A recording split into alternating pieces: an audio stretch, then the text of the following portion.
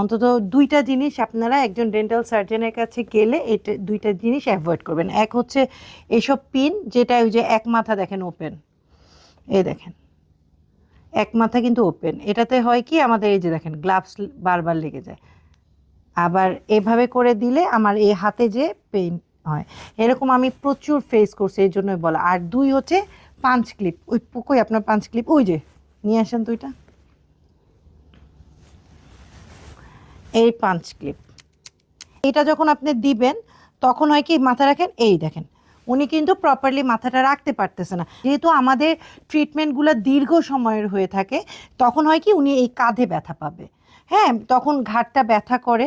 এজন্য আমরা বলে দেই যে এই পাঞ্চ ক্লিপটা আমি কিন্তু খুলাই নিছি, যে আপনি আপাতত খুলে রাখেন, তা আমি ট্রিটমেন্ট শেষ হোক তাহলে পড়বেন। তাহলে আপনারা বাসা থেকেই যদি এটা একটা রাবার ব্যান্ড দিয়ে খোপাটা করে আসেন তাহলে আপনাদের জন্য বেটার। এই যে উনি এখন রাখছে, ওনার কিন্তু ঘাড়ে কোনো ব্যথা হবে না, বুঝতে পারছেন?